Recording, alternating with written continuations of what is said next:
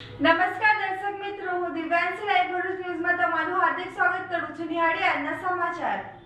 પાનોલી જીઆઈડીસીમાં એનસીટીએલની લાઇનમાં ભંગાણ આફત બનતા ગ્રીન બેલ્ટના વૃક્ષો બળીને ખાક થતા પર્યાવરણને મોટું નુકસાન થયું છે. એનસીટીએલની કાળમુખી લાઇન બની પર્યાવરણની દુશ્મન. 200 થી વધુ વૃક્ષો ગ્રીન બેલ્ટના બળીને ખાક થઈ ગયા છે. પરંતુ હજી સુધી પાનોલી જીઆઈડીસી, પાનોલી નોટિફાઈડ અને જે પાનોલી ઇન્ડસ્ટ્રીયલ એસ્ટેટ છે તેના ઉદ્યોગકારોને કે તેના સભ્યોને ખબર અને જાણ પણ નથી. પાનોલી જીઆઈડીસીમાં પર્યાવરણની સુરક્ષાના મોટા દાવાઓ વચ્ચે એનસીટીએલની ઝેરી લાઇન હવે પર્યાવરણની બરબાદીનું કારણ બની રહ્યું હોવાનું સામે આવ્યું છે. એક નહીં પરંતુ અનેક સ્થળોએ થયેલા લીકેજના કારણે ગ્રીન બેલ્ટમાં ઝેરી કેમિકલયુક્ત પાણી ફેલાઈ રહ્યું છે, જેના કારણે સેંકડો વૃક્ષો અને છોડ બળીને નાશ પામ્યા છે. પાનોલી જીઆઈડીસીની એનસીટીએલની લાઇનમાં અનેક સ્થળોએ લીકેજ હોવાની ઘટના સામે આવતા મોનિટરિંગ ટીમની કામગીરી પર ગંભીર સવાલો ઊભા થઈ રહ્યા છે. લાંબા સમયથી લીકેજ હોવા છતાં સમયસર કાર્યવાહી ન થતા ઝેરી ઇન્ફ્લુઅન્ટ ગ્રીન બેલ્ટ વિસ્તારમાં પ્રવેશી રહ્યું છે. ઝેરી કેમિકલયુક્ત પાણીના સતત સંપર્કમાં આવતા ગ્રીન બેલ્ટના વૃક્ષો, છોડ અને રોપાઓ સુકાઈ ગયા છે. અંદાજે 200 થી વધુ વૃક્ષો અને રોપાઓ બળીને ખાક થઈ ગયા હોવાનું કેમેરામાં કેદ થયું છે. માત્ર એટલું જ નહીં, જમીનમાં કેમિકલયુક્ત પ્રમાણ વધતા જમીનનો રંગ પણ બદલાઈને સફેદ રંગનો થઈ ગયો છે, જે પર્યાવરણ માટે ગંભીર ચેતવણીરૂપ બત્તી સમાન છે. પર્યાવરણ બચાવવા માટે વર્ષોથી કરવામાં આવેલા વૃક્ષારોપણ, તેની માવજત અને તેની પાછળ કરાયેલો લાખો રૂપિયાનો ખર્ચ હવે પાણીમાં ગયો હોવાનું સ્થાનિકોમાં ચર્ચાઈ રહ્યું છે. સમગ્ર મામલે પાનોલી નોટિફાઈડના અધિકારીઓ, એનસીટીએલની મોનિટરિંગ ટીમ અને જવાબદાર તંત્રની કામગીરી ઉપર અનેકો સવાલ ઊભા થયા છે. પાનોલી જીઆઈડીસી પર પ્રદૂષણનું કલંક લગાડનાર આ લીકેજ કાંડમાં જવાબદારો સામે શું કાર્યવાહી થાય તે જોવું રહ્યું. પાનોલી જીઆઈડીસીના જે ગ્રીન બેલ્ટના દ્રશ્યો અને એનસીટીએલની જે લીકેજ લાઇન થઈ છે, એક જગ્યાએ નહીં પરંતુ અનેકો જગ્યા પર તેનો ઝેરી કેમિકલયુક્ત પાણી વહી રહ્યું છે. તેના દ્રશ્યો અમારા કેમેરામાં કેદ થયા છે અને તે અંગેનું જે રિપોર્ટિંગ સ્થળ ઉપર જે કરવામાં આવ્યું છે તેના દ્રશ્યો આપ નિહાળો અને આ દ્રશ્યો ઉપરથી તમે તમારું મંતવ્ય જરૂર જણાવજો. આજે હું તમને પાનોલી જીઆઈડીસીને એવા દ્રશ્યો બતાવવા માંગીશ કે તે જોઈને તમે પણ ચોંકી ઉઠશો. આપ મારી પાછળ જોઈ શકો છો, અહીંયા ખૂબ મોટા પ્રમાણમાં ગ્રીન બેલ્ટ જે છે તે આવેલો છે ને અહીંયા ગ્રીન બેલ્ટની અંદર ઘણા ખરા વૃક્ષોનું વાવેતર કરવામાં આવ્યું છે અને તે વૃક્ષો અત્યારે અહીંયા વ્યવસ્થિતપણે ઉગી ગયા છે. પરંતુ બીજી તરફ જે દ્રશ્યો હું તમને બતાવવા માંગીશ કે ત્યાં આગળ વૃક્ષો આપ જોઈ શકો છો કે મરી ગયા હાલતમાં છે, બળી ગયા છે. અને આ જે વૃક્ષો છે તે બળી ગયા પાછળનું કારણ એક બે નહીં પરંતુ અહીંયા ગ્રીન બેલ્ટનો જે પાછળનો ભાગ છે તેના સમગ્ર વૃક્ષો બળી ગયા છે. એની પાછળ જે જવાબદાર વસ્તુ છે તે હું તમને દ્રશ્યોમાં બતાવવા માંગીશ કે આ જે કેમિકલયુક્ત પાણી છે તે બીજું કોઈ નહીં પરંતુ પાનોલીના જે ઉદ્યોગો છે તેના ઇન્ફ્લુઅન્ટને વહન કરતી જે એનસીટીની જે લાઇન છે તે લીક છે. એક જગ્યાએ નહીં પરંતુ અનેકો જગ્યા પર આ લાઇન લીક છે. તેમ છતાં પણ નોટિફાઈડ ઓફિસના અધિકારીઓ હોય કે એનસીટીના જે મોનિટરિંગ ટીમ હોય તેઓને આ ધ્યાનમાં નથી આવ્યું. પરંતુ આજે અમે પીઈટીએલથી લઈને છેક આપણે જે પીઆઈ કંપનીને પાછળનો જે ભરવાડ વાસ છે ત્યાં સુધી અમે એનસીટીની જે લાઇન છે તેનું નિરીક્ષણ કરતાં અમે અનેકો જગ્યા પર આ જે છે એનસીટીની લાઇન છે તેની અંદર પંચર પડ્યા છે, ભંગાણો પડ્યા છે. અને જે ભરવાડ વાસ છે પીઆઈ કંપનીની પાછળના ભાગે ત્યાં તો લાખો લીટરની અંદર જે પાણી છે તે વહી ગયું છે અને પર્યાવરણને ખૂબ મોટું નુકસાન પહોંચ્યું છે. અહીંયા પણ આપ દ્રશ્યોમાં જોઈ શકો છો કે સંપૂર્ણપણે જે જમીન છે તે બંજર થઈ ગઈ છે, કારણ કે આ જે કેમિકલયુક્ત પાણી છે તે અહીંયાની જમીનની જે ફળદ્રુપતા છે તે ગુમાવી ચૂકી છે. અને આપ દ્રશ્યોમાં પણ જોઈ શકો છો. હું તમને દ્રશ્યોમાં બતાવવા માંગીશ કે મારી સામે જે આ વૃક્ષ છે જે હજી તેનો જન્મ થઈને થોડાક જ સમય થયા હશે, પરંતુ આ જે કેમિકલયુક્ત જે એનસીટીનું પાણી છે તે અહીંયા સુધી પહોંચતા આ જે વૃક્ષ છે તે બળીને ખાક થઈ ગયું છે. એક નહીં પરંતુ આપ દ્રશ્યોમાં જોઈ શકો છો અનેક વૃક્ષો જ્યાં જ્યાં કેમિકલયુક્ત પાણી પહોંચ્યા છે ત્યાં તે વૃક્ષો મૃતપાય થઈ ગયા છે. અને હજી તો પર્યાવરણ દિવસને 5 જ દિવસ થયા છે, તેમ છતાં પણ અહીંયાના ઉદ્યોગો જાણે બેફામ બન્યા છે અને જે એનસીટીની લાઈન જે અહીંયાથી પસાર થઈ રહી છે તેની ઉપર કોઈ પણ પ્રકારનું મોનિટરિંગ કરવામાં નથી આવતું. મોનિટરિંગ જે કર્મચારીઓ છે મોનિટરિંગ કરવાવાળા તે માત્ર ને માત્ર બેઠા પૈસા પાડી રહ્યા છે અને આ જે ઉદ્યોગો છે તેઓ ઉપર જીપીસીબીના ચાર હાથ હોય તેવું લાગી રહ્યું છે. કારણ કે જો પ્રદૂષણ ફેલાવતા ઉદ્યોગો માટે જે જીપીસીબીનો જે વિભાગ છે તેનું કામ છે દંડનીય કાર્યવાહી કરવાની અને જે પ્રદૂષણને નુકસાન પહોંચાડી રહ્યા છે તેવા તત્વોને ખુલ્લા પાડવાની ફરજમાં આવતું હોય છે. પરંતુ આપ દ્રશ્યોમાં અહીંયા જોઈ શકો છો, ખૂબ મોટા પ્રમાણની અંદર અહીંયા જે ગ્રીન બેલ્ટ કહેવાય, જે જીઆઈડીસી દ્વારા ડેવલપમેન્ટ કરવામાં આવે છે, તે જ ગ્રીન બેલ્ટની અંદર પ્રદૂષણના પાપે કેટલાક વૃક્ષો મૃતપાય થયા છે. અને જ્યારે દેશના વડાપ્રધાન નરેન્દ્ર મોદી વૃક્ષો ઉછેરવા માટે લોકોને એક અભિયાન થકી આગળ દોરવી રહ્યા છે કે એક પેડ માં કે નામ થકી લોકોને વૃક્ષોનું વધુમાં વધુ વાવેતર કરે તેવી અપીલ કરવામાં આવી રહી છે, ત્યારે બીજી તરફ અહીંયા પાનોલી જીઆઈડીસીની અંદર જે ગ્રીન બેલ્ટ છે તેના દ્રશ્યો આપ જોઈ શકો છો. અહીંયા બેફામ બનેલા જે ઉદ્યોગોના પ્રદૂષિત પાણી છે તે અહીંયા ગ્રીન બેલ્ટમાં વહી રહ્યા છે અને જે કહેવાતી એનસીટીએલની જે લાઇન છે અને તેનું મોનિટરિંગનું જે દેખરેખનું કામ છે તે ટીમ અને અંકલેશ્વર પાનોલી જે ઇન્ડસ્ટ્રીયલ જે એરિયા છે તેની અંદર ખાસ કરીને તેઓ દ્વારા આ જે એનસીટીની લાઇન છે તેનું મોનિટરિંગ કરવામાં આવતું હોય છે. અને જે પાનોલી નોટિફાઈડ એરિયાના ઓફિસરો છે અને તેઓના જે મળતિયાઓ છે તે એસી ચેમ્બરમાં બેસીને કાગળ ઉપર રિપોર્ટ બનાવીને તૈયાર કરીને મોકલી દેતા હોય છે. ત્યારે અહીંયા આપ દ્રશ્યોમાં જોઈ શકો છો કે જે રિયાલિટી અને જે ઓન ટેબલ પર જે માહિતી હોય છે તેની અંદર ઘણો બધો આસમાન જમીનનો ફરક છે. આપ અહીંયા દ્રશ્યોમાં જોઈ શકો છો, જે વૃક્ષો અહીંયા ઉછેર કરવા માટે અહીંયા વાવવામાં આવ્યા હતા. આપ દ્રશ્યોમાં જોયા કેટલા મોટા જે વૃક્ષો છે તે થઈ ગયા હતા, તે પણ બળીને ખાક થઈ ગયા છે અને અહીંયા મૃતપાય થઈ ગયા છે. અહીંયા પાનોલી જીઆઈડીસીના જે એસોસિએશનમાં બેસેલા જે સભ્યો છે, પ્રમુખો છે, જે નોટિફાઈડના ઓફિસરો છે અને જે જીઆઈડીસીના જે અધિકારીઓ છે તે અહીંયા સ્પષ્ટપણે લાગી રહ્યું છે કે એસી ચેમ્બરમાંથી બહાર આવતા નથી અને માત્ર ને માત્ર અહીંયા પૈસાનો વેડફાટ કરી રહ્યા છે. અને પૈસાનો વેડફાટ કર્યા બાદ પણ અહીંયા પર્યાવરણને માત્ર નુકસાન પહોંચાડવાનું કામ કરી રહ્યા છે. આપ જે દ્રશ્યોમાં જોઈ શકો છો, અત્યારે જે વરસાદી કાંસ છે તેની અંદર જે એનસીટીએલનું ઇન્ફ્લુઅન્ટ જે છે તે વહી રહ્યું છે અને જે આ ઇન્ફ્લુઅન્ટ છે તે એનસીટીએલની લાઇનમાં એક જગ્યા નહીં પરંતુ અનેકો જગ્યા પર લીક થવાના કારણે આ જે ઇન્ફ્લુઅન્ટ જે આપ દ્રશ્યોમાં જોઈ શકો છો જમીન પર વહી રહ્યું છે, તેની પાછળ જવાબદાર જે પણ તત્વો છે તેઓ માત્ર ને માત્ર પોતાનો રોટલો શેકવા માટે આ બધા કાંડ કરી રહ્યા છે. અને અહીંયા આપ દ્રશ્યોમાં જોઈ શકો છો કે આ જે ગ્રીન બેલ્ટ છે તે કેટલા જે હજારો વૃક્ષો છે તેની અંદર ઉછેર કરવામાં આવ્યો છે, તેમ છતાં પણ અહીંયા જે પાનોલી જીઆઈડીસી અને જે નોટિફાઈડના ઓફિસરો હોય છે તેઓની બેદરકારીના લીધે અહીંયા કેટલાક વૃક્ષો મૃતપાય થયા છે અને જમીનને ખૂબ મોટું નુકસાન થયું છે. જે નુકસાન થયું છે તેને લઈને અત્યારે આ જે ઘટના છે તેના રિપોર્ટ બાદ જે જીપીસીબીના અધિકારીઓ છે શું કાર્યવાહી કરે છે તે જોવું રહ્યું. ગઈકાલે પણ તમે જે એનસીટીએલની લાઇન લીક થઈ હતી તેના વિશે એક વિશેષ અહેવાલ નિહાળ્યો હતો. તે જ પ્રમાણે અહીંયા આપ જોઈ શકો છો કે થોડા દિવસ અગાઉ જ પર્યાવરણ દિવસની ઉજવણી થઈ છે. દરેક કંપનીઓની બહાર મોટા બોર્ડ લગાવી દેવામાં આવે છે કે ભાઈ વર્લ્ડ એન્વાયરમેન્ટ ડે, અને એની કંપનીના જે પ્લાન્ટ હોય છે તેની અંદર વૃક્ષોનું વાવેતર કરવામાં આવે છે, એના પોતાના આસપાસના વિસ્તારોમાં વાવેતર કરવામાં આવે છે, ગ્રીન બેલ્ટની અંદર પણ વાવેતર કરવામાં, અને આ સમગ્ર જે ઘટના હોય છે તેના ફોટો પાડીને સોશિયલ મીડિયામાં અપલોડ કરવામાં આવે છે. પરંતુ સોશિયલ મીડિયા પર ફોટો પાડીને અપલોડ કરવાથી પર્યાવરણનું જતન થતું નથી, પરંતુ એ જે ફોટા પાડીને સોશિયલ મીડિયા ઉપર જે ફોટા મૂકે છે તે જ લોકો અહીંયા પર્યાવરણનું જે નુકસાન છે તે કરી રહ્યા છે એવું અહીંયા સ્પષ્ટ દેખાઈ રહ્યું છે.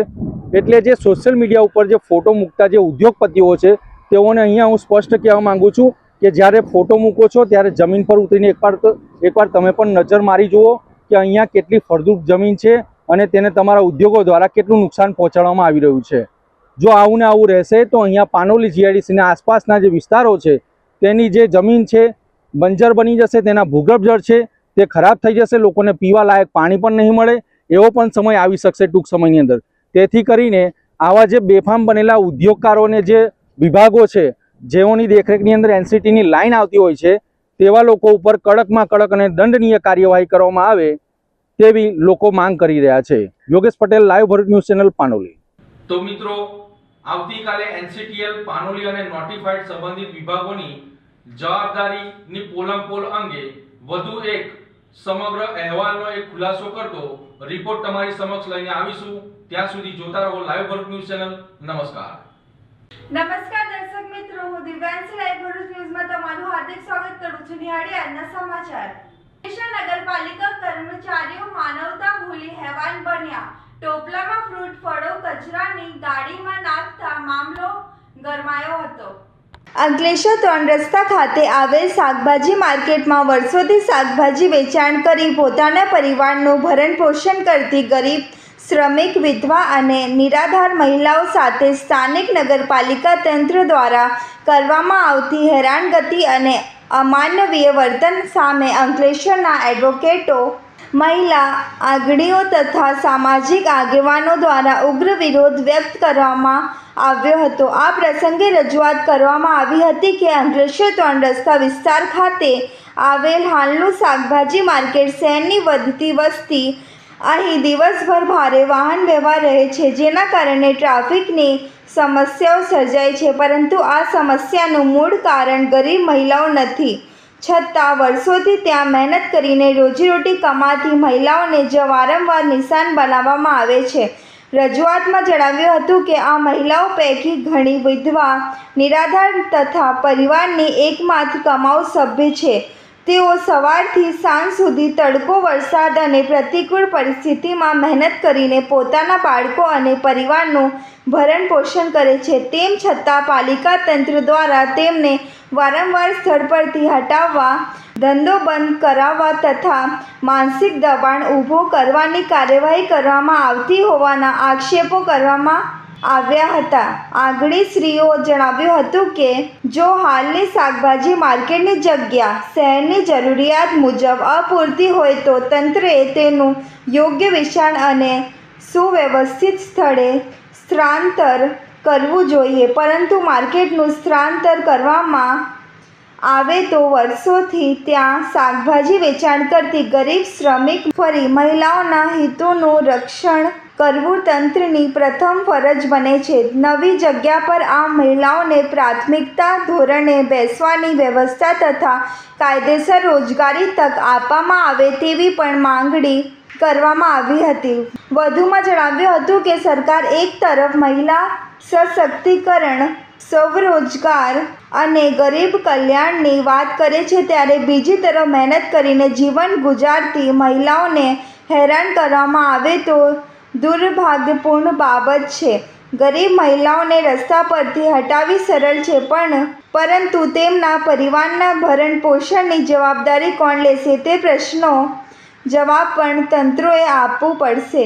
આથી જિલ્લા વહીવટી તંત્ર, નગરપાલિકા અને સંબંધિત વિભાગોને માંગણી કરવામાં આવી હતી કે અંકલેશ્વર શાકભાજી માર્કેટની સમસ્યાઓનો કાયમી અને માનવતાપૂર્ણ ઉકેલ લાવવામાં આવે, માર્કેટનું યોગ્ય સ્થળે સ્થળાંતર કરવામાં આવે તથા વર્ષોથી રોજગાર સાથે સંકળાયેલી શ્રમિક મહિલાઓને ન્યાય આપી તેમની રોજીરોટીનું રક્ષણ કરવામાં આવે.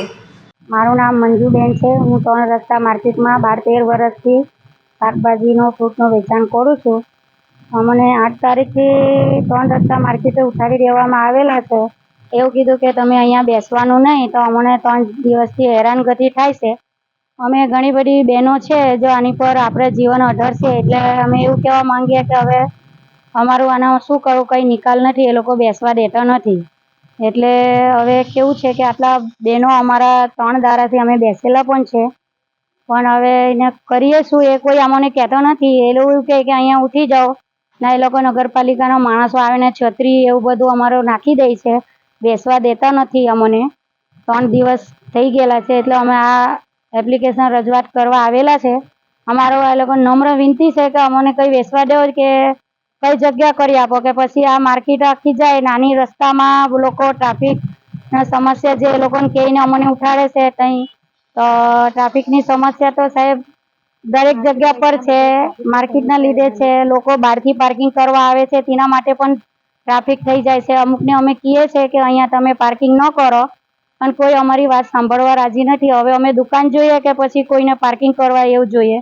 તો અમારે એવું વિનંતી છે કે અમને કઈ જગ્યા કરો કે પછી આખી માર્કેટ ઉઠાડો કે અમને બધાને સહકાર મળે. અમે 99% આમાં લેડીઝ લોકો જે છે તે લોકોને મતલબ હસબેન્ડ નથી, એ બધા જ રંધાયેલી બૈરીઓ છે, એમના હસબેન્ડ એવા નથી. તો અમારું પણ એ જ તકલીફ છે ને હું આ કહેવું છું. એટલું વિનંતી છે મારે સાહેબને, નગરપાલિકાને હોય પછી આપણા જે આ તાલુકા પંચાયતમાં. તો હું એવું કહેવા માંગુ, એમને વિનંતી છે અમારે કોઈ અમારું કરો, અમારે આ વિનંતી સ્વીકાર કરો. અમે આ બધા બહેનો કઈ જઈશ, જે લોકો અંદરમાં છે એ લોકોને કહે છે અમે અંદર કેવી રીતે, સાહેબ અમારી જગ્યા નથી તો અમે અંદર જઈને કેવી રીતે બેસવાના છે? અમારા અંદર જગા માટે કોઈ છે જ નથી. અમે આટલા ઘણા વર્ષથી અમે અહીંયા વેચીએ છીએ, અમારા મા બાપો અહીંયા વેચ્યા, હવે અમારે કઈ જવાનું?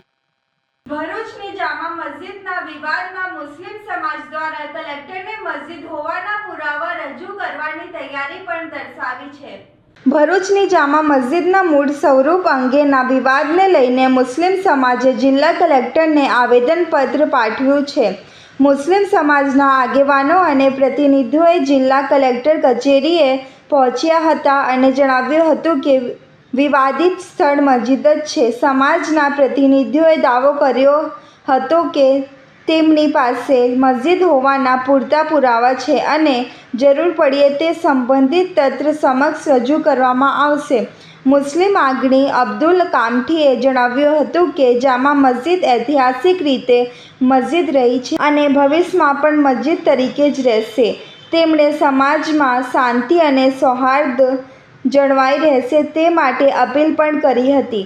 બીજી તરફ સોશિયલ મીડિયા પર વાયરલ થયેલા કેટલાક ફોટાઓ અંગે મસ્જિદ ટ્રસ્ટે સવાલો ઉઠાવ્યા છે. ટ્રસ્ટના જણાવ્યા મુજબ વાયરલ તસવીરોની સત્યતા અને હકીકતની તપાસ થવી જરૂરી છે.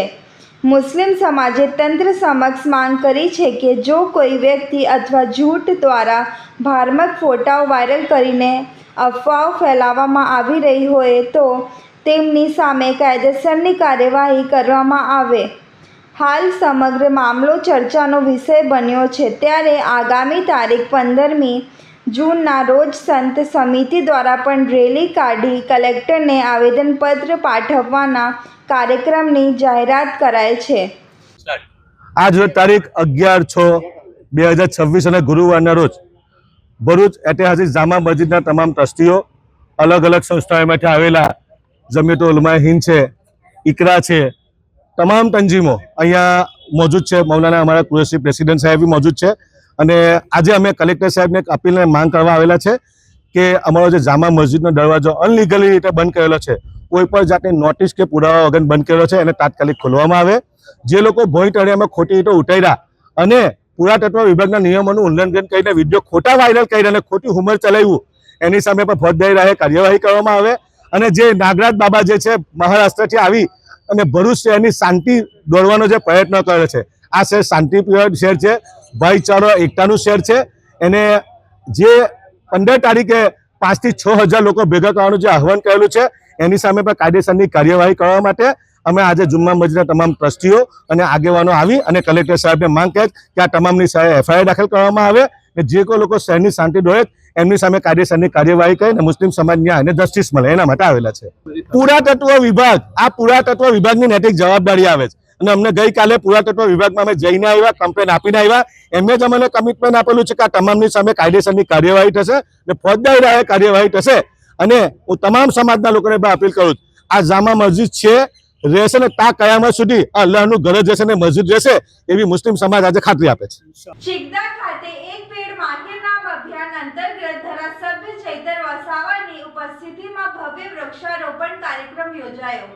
ભારત યાત્રા કેન્દ્ર દ્વારા સંચાલિત શ્રી નાલંદા આશ્રમ શાળા ચિકદા ખાતે જિલ્લા સામાજિક વનીકરણ ફોરેસ્ટ વિભાગ દ્વારા એક પેડ માં કે નામ કાર્યક્રમ અંતર્ગત વૃક્ષારોપણનું આયોજન કરવામાં આવ્યું હતું. પર્યાવરણ સંરક્ષણ અને હરિયાળી વધારવાના ઉદ્દેશ સાથે યોજાયેલા આ કાર્યક્રમમાં ડેડિયાપાડા મત વિસ્તારના ધારાસભ્ય ચૈતરભાઈ વસાવા મુખ્ય ઉપસ્થિત રહ્યા હતા.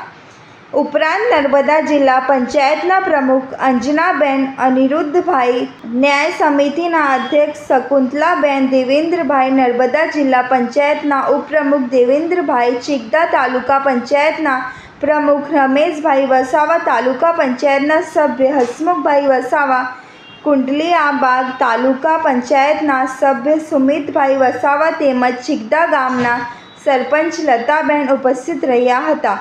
આ ઉપરાંત RFO મેડમ, ફોરેસ્ટ વિભાગના અધિકારીઓ અને કર્મચારીઓ, નાલંદા આશ્રમ શાળા સ્ટાફ, વિદ્યાર્થીઓ તથા ચિકદા ગામના ગ્રામજનોએ પણ મોટી સંખ્યામાં ઉપસ્થિત રહી વૃક્ષારોપણ કર્યો હતો. પ્રસંગે મહાનુભાવોએ વૃક્ષોનું મહત્ત્વ સમજાવી પર્યાવરણ જાળવવા માટે વધુમાં વધુ વૃક્ષો વાવવા અને તેનું સંરક્ષણ કરવાની અપીલ કરી હતી. કાર્યક્રમ દરમિયાન વિવિધ પ્રકારના રોપાઓનું વાવેતર કરવામાં આવ્યું હતું અને હરિયાળું તથા સ્વચ્છ પર્યાવરણના નિર્માણ માટે સૌએ સંકલ્પ લીધું હતું. જિલ્લા સામાજિક વનીકરણ વિભાગ અને શ્રી નાલંદા આશ્રમ શાળા સંયુક્ત સહયોગથી યોજાયેલા આ કાર્યક્રમના ગ્રામજનો અને વિદ્યાર્થીઓએ ઉત્સાહભેર ભાગ લઈ કાર્યક્રમને સફળ બનાવ્યો હતો. વાલિયા ખાતે આદિવાસી સમાજને જાતિના દાખલા મેળવવા પડતી મુશ્કેલી અંગે રાજુ વસાવાએ સીએમને પત્ર લખ્યો હતો. રાજ્યના મુખ્યમંત્રીને સંબોધીને વાલિયા તાલુકા પંચાયત પ્રમુખ રાજુભાઈ વસાવા લેખિતમાં રજૂઆત કરી છે, જેમાં જણાવ્યા અનુસાર આદિવાસી સમાજના લોકોને જાતિના દાખલા માટે સરકાર તરફથી ઘણા બધા દસ્તાવેજો માંગવામાં આવે છે. દસ્તાવેજ જરૂરી પણ છે, પરંતુ 4 પેઢીના પેઢીનામો દસ્તાવેજ માંગવામાં આવે છે. પણ આદિવાસી સમાજ શિક્ષણથી ઘણું વંચિત છે. આઝાદી પહેલાં અને પછીના વર્ષો સુધી પણ અન્ય સમાજ કરતાં પાછળ છે. માંડ 10થી 15% આદિવાસી સમાજના લોકોની સ્થિતિ સારી છે, જેઓને જાતિના દાખલા કાઢવા માટે કોઈ અગવડતા પડતી નથી. પણ 80% લોકો પોતાની બીજી પેઢી માંડ યાદ છે. ત્યાં ત્રીજી અને ચોથી પેઢીનામો ક્યાંથી મેળવે અને પેઢીનામો બનાવી શકતો નથી અને જાતિનો દાખલો કાઢવી શકતો નથી. જાતિના દાખલા વિના હકદાર હોવા છતાં સરકારના લાભોથી વંચિત રહેવાનો વારો આવ્યો છે. ત્યારે 80% જેટલા લોકોને જાતિના દાખલા કઢાવવા ઘણી મુશ્કેલી ઊભી થઈ છે. તેવામાં જાતિના દાખલા માટે બીજી પેઢીના નામોથી પેઢીનામાં જાતિના દાખલા માટે કાઢી શકાય તેવી સૂચના આપશો તેવી માંગ કરવામાં આવી છે. હું રાજુભાઈ ઈશ્વરભાઈ વસાવા, તાલુકા પંચાયત વાલિયા પ્રમુખ શ્રી. આજરોજ એક મામલતદાર વિશે થોડી વાતો જનતાની સામે મૂકવી છે. આ સરકાર સબકા સાથ સબકા વિકાસની વાતો કરે છે, પરંતુ બોલવાનું કંઈ અલગ હોય અને કરવાનું કંઈ અલગ હોય. તો આ તાલુકા પંચાયતના પ્રમુખ તરીકે હું સરકારશ્રીને કહેવા માગું છું કે જે આદિજાતિના દાખલાઓ જે મામલતદારમાં જે લોકો લેવા જાય છે એને ઘણી તકલીફો પડે છે.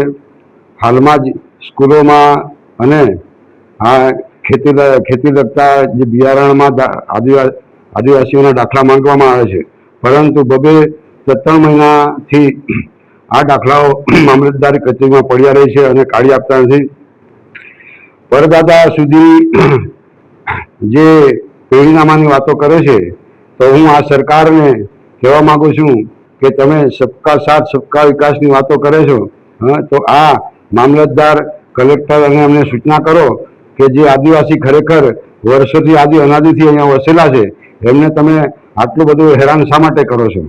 ને ટૂંક સમયમાં આ જો કાર્ય કરવામાં નહીં આવશે દાખલાઓનું, તો અમે આ તાલુકાની અંદર બહુ મોટું આંદોલન કરીશું અને આનો સખત વિરોધ કરીશું. દાખલાઓ જ્યારે ખરાઈના તમે કરવા માંગો છો, ત્યારે ગણપતભાઈ વસાવાને પણ તમે ટાર્ગેટમાં લો. જાતિના દાખલા આ લોકોએ આપેલા છે, પ્રમાણપત્ર એ લોકોએ આપેલા છે, તો શા માટે અસલ આદિવાસીઓને તમે હેરાનગતિ કરવા માંગો છો? એના પરથી તમે શું સાબિત કરવા માંગો છો એ અમારે આ વાલિયાની અને ભરૂચ જિલ્લાની જનતા જાણવા માંગે છે. તો મામલતદારશ્રીને સૂચના કરવામાં આવે એવી કલેક્ટરશ્રીને મારી રજૂઆત છે. અને મેં મુખ્યમંત્રીને આ લેટર આજે લખ્યો છે અને ટૂંક સમયમાં એનો નિકાલ નહીં આવે તો અમે બહુ મોટું આંદોલન કરીશું એવી હું આ તાલુકા પંચાયતના માધ્યમથી આપને જણાવું છું. બસ. અંકલેશ્વર હાસોડના વિકાસ પ્રકલ્પોની મુલાકાત મંત્રી ઈશ્વરસિંહ પટેલે લઈ મોદી સરકારના નેતૃત્વના 12 વર્ષની ઉજવણી કરવામાં આવી હતી. કેન્દ્રમાં વડાપ્રધાન નરેન્દ્ર મોદીના નેતૃત્વ હેઠળની સરકારના 12 વર્ષ પૂર્ણ થવાના અવસરે અંકલેશ્વર ખાતે વિશેષ કાર્યક્રમનું આયોજન કરવામાં આવ્યું હતું. રાજ્યના જળસંપત્તિ મંત્રી ઈશ્વરસિંહ પટેલની અધ્યક્ષતામાં યોજાયેલા કાર્યક્રમમાં વિવિધ વિકાસલક્ષી પ્રકલ્પોની મુલાકાત લઈ સરકારના વિકાસ કાર્યોને લોકો સમક્ષ રજૂ કરવામાં આવ્યા હતા. કાર્યક્રમ દરમિયાન માંડવા ગામ ખાતે આવેલી PM શ્રી મોડર્ન મિશ્ર શાળાની મુલાકાત લેવામાં આવી હતી. ઉપરાંત પડવાઈ સુગર ફેક્ટરી ખાતે કાર્યરત ઇથેનોલ પ્લાન્ટ અને વાલિયા તાલુકાના ઠયેલી ગામ સ્થિત વન કવચ પ્રકલ્પનું પણ નિરીક્ષણ કરવામાં આવ્યું હતું. મંત્રીએ જણાવ્યું હતું કે છેલ્લા 12 વર્ષ દરમિયાન દેશના સર્વાંગી વિકાસ માટે અનેક જનકલ્યાણકારી યોજનાઓ અમલમાં મૂકવામાં આવી છે, જેના પરિણામે શિક્ષણ, કૃષિ, ઉદ્યોગ અને પર્યાવરણ ક્ષેત્રે નોંધપાત્ર પ્રગતિ થઈ છે. આ પ્રસંગે ભાજપના હોદ્દેદારો, આગેવાનો અને કાર્યકરો મોટી સંખ્યામાં ઉપસ્થિત રહ્યા હતા. કાર્યક્રમ દરમિયાન વિકાસ કાર્યો અંગે માહિતી આપી લોકો સુધી સરકારની ઉપલબ્ધિઓ પહોંચાડવાનો પ્રયાસ કરવામાં આવ્યો હતો. દેશના યશસ્વી પ્રધાનમંત્રી આદરણીય શ્રી નરેન્દ્ર મોદી સાહેબના વડાપ્રધાન તરીકેના 12 વર્ષ પૂરા કરીને 13મા વર્ષ અંદર પ્રવેશ કર્યો ત્યારે છેલ્લા 12 વર્ષની અંદર દેશની અંદર વિવિધ જે કામો થયા છે એ આજે વિકાસ પક્ષના તમામ કાર્યક્રમોમાં હાજરી આપી. માંડવા ખાતે મધર સ્કૂલની મુલાકાત લીધી, ત્યાંથી ઝઘડિયા ખાતે સોલિડ વેસ્ટનો પ્રોજેક્ટ હતો એ જોવામાં આવ્યો, ત્યાંથી દિલ્હી ખાતે વન કવચ કે જે 2 ફૂટના અંતરે વૃક્ષો વાવીને સરસ મજાનું વન કવચ બનાવ્યું છે. ત્યાંથી પદ્મસુગર ફેક્ટરી ખાતે પણ અહીંયા અમારો ઇથેનોલનો પ્રોજેક્ટ છે એના માટેનું પણ નવીનીકરણ કર્યું છે.